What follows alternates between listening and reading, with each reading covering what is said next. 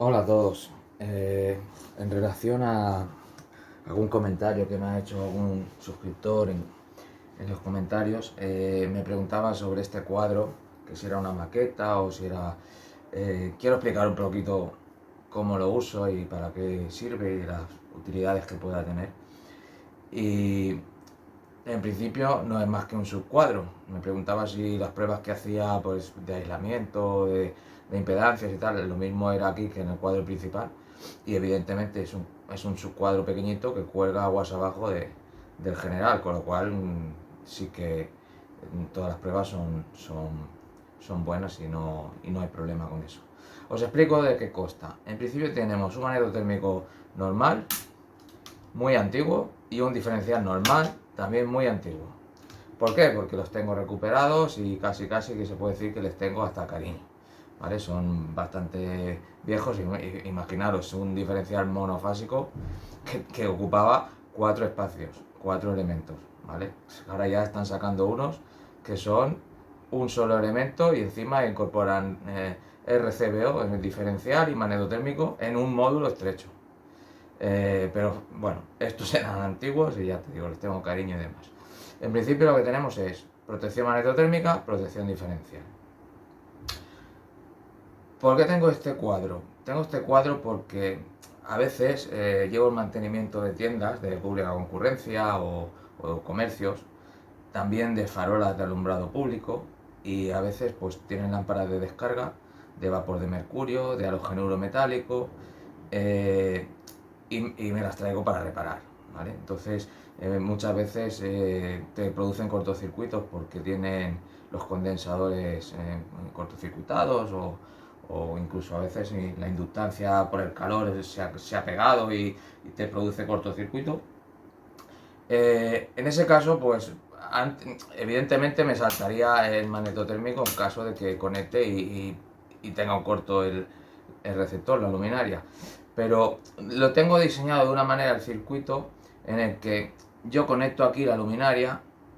eh, si está en corto, lo que va a producir va a ser que se me encienda esa bombilla. Es decir, he seriado, he puesto en serie en uno de los dos conductores una lámpara, en este caso incandescente, porque se va a poner en serie de la carga. Si es un cortocircuito puro y duro, pues vas a tener una impedancia cero, con lo cual la luminosidad de la bombilla va a ser de 100%, ¿vale?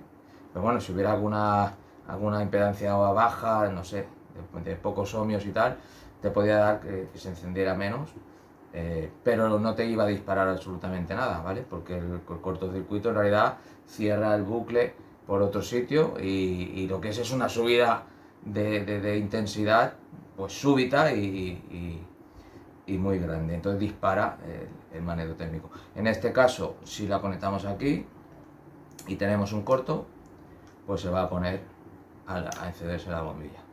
Ya sabemos que ahí tenemos un corto y ya tenemos que investigarlo, ¿vale? Podemos investigarlo de varias maneras, que ahora os explicaré. Pero primero os explico un poco el sistema. Ya digo, por ejemplo, aquí en este caso he seriado la lámpara con el neutro, si no me equivoco, y vienen aquí, ¿vale? Que por H o por B necesito, porque tengo este enchufe chuco para enchufar un receptor y comprobarlo en este subcuadro. Por ejemplo, algo que vaya enchufado con una clavija chuco. Pero que no, que es una luminaria que viene con terminales o con cableado y lo quiero probar, pero ya independientemente lo quiero conectar aquí, pues saco la bombilla de aquí.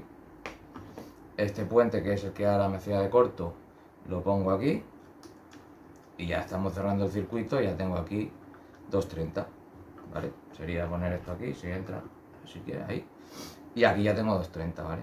Entonces no estaríamos haciendo la prueba de cortocircuito, pero sí estaríamos protegidos por los dos elementos de protección, y podía enchufar aquí, conectar aquí directamente en bornas y aquí directamente en chuco, ¿vale?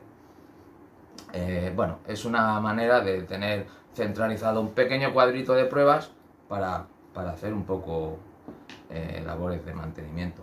Os explico un segundito cómo se puede localizar un cortocircuito, ya no aquí en el subcuadro este, sino en trabajo, es decir, hay muchas maneras, pero bueno, una de ellas sería con de esta forma. Pues imaginaros que nos salta un circuito porque hay un corto y ya sabemos cuál es porque es el que se dispara, los otros no. Vale, pues lo teníamos localizado. En principio sabemos que es este circuito. Pues bajamos todos los demás, diferencial y IGA arriba, evidentemente, y ponemos la lámpara en serie. Ponemos la lámpara en serie.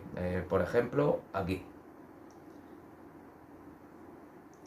A ver, para ser más claro, la pondríamos aquí en el cuadro, ¿vale? Soltamos uno de los dos y ponemos aquí la lámpara en serie. ¿Qué va a ocurrir? Que cuando subamos la lámpara, como hemos visto en el pequeño cuadrito, se va a iluminar. ¿Qué nos va a crear esta iluminación? Pues una intensidad. Y esa intensidad es la que vamos a seguir.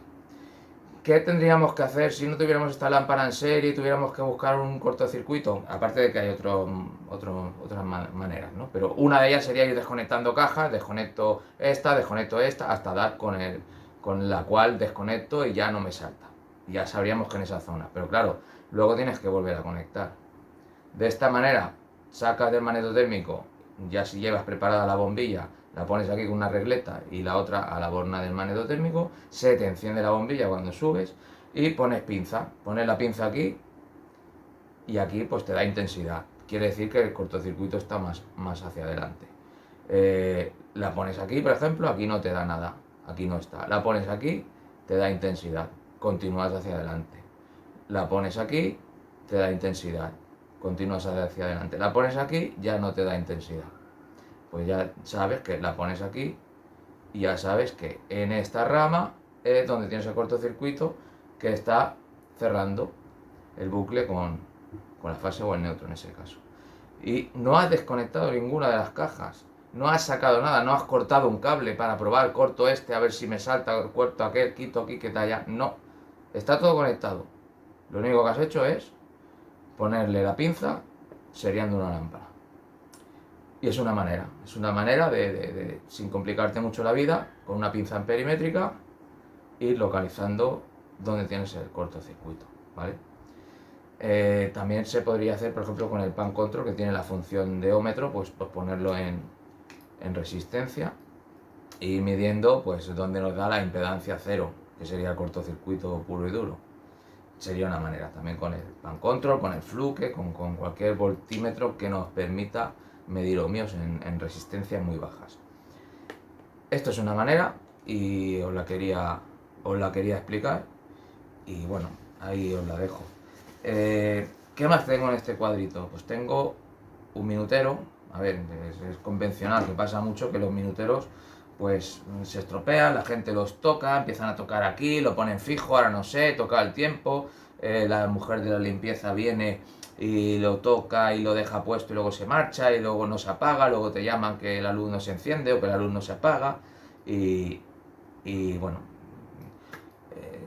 muchas veces dan problemas que son mínimos, pero que la gente como no lo sabe, pues hace eso. Entonces, os explico muy brevemente una manera de poner un interruptor haciéndole un bypass al contacto abierto que lleva, pero sin tocar el mecanismo interno, sino haciéndole un bypass externo al minutero, en el cual lo puedes tener fuera del cuadro eléctrico, en otro sitio, en el cuarto de limpieza, por ejemplo, y la mujer de la limpieza lo único que tiene que hacer es ponerlo fijo, cuando hay una reunión, cuando hay limpieza, cuando hay lo que sea, y el temporizado, aunque pulsen los pulsadores, no accionaría el mecanismo interno, pero la luz ya está puenteada y simplemente cuando se marcha, que acaba su trabajo, pues vuelve a dar el interruptor y lo desconecta. Y de esa manera vuelve a funcionar los pulsadores temporizados.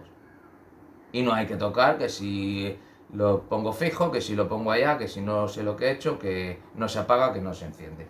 Es una manera sencilla, os lo puedo mostrar si queréis un poco más al detalle. Sé que mucha gente esto ya, vamos, se lo sabe de memoria y demás, pero bueno, para el que no lo sepa siempre está bien hacerle un repaso de según qué cosas, que además se van olvidando y nunca está de más.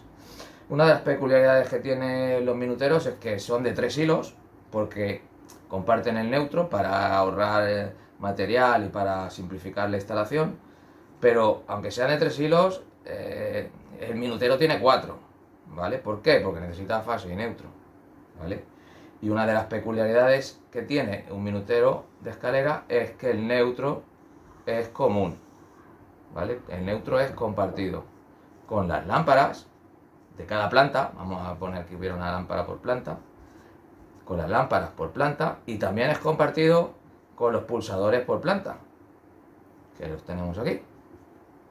Evidentemente que los pulsadores van todos en paralelo y no hay límite, puedes poner 10 como puedes poner 50. Las lámparas evidentemente también van todas en paralelo y también puedes poner 10 como puedes poner 50, ¿vale? Luego que tenemos que el propio minutero tiene su fase y tiene un contacto abierto que va temporizado cuando pulsas y tiene un retorno. Aquí tendríamos el retorno de pulsadores, es decir, cuando tú pulsas, el neutro viene aquí de retorno y acciona, entiendo que una pequeña bobina que tiene aquí, temporizada, y cierra el contacto de la fase. Cuando cierra este contacto de la fase viene por aquí y alimenta estas lámparas, que ya se encienden y bueno, depende del tiempo que le hayan dado, pues cortará antes o después. Lo que hablábamos del interruptor este, que es para dejarlo fijo, no es más que hacerle un bypass por aquí, que te puedes ir todo lo lejos que quieras, le pones un interruptor aparte y lo puenteas por aquí. En principio, esto es tan sencillo como hacerlo así,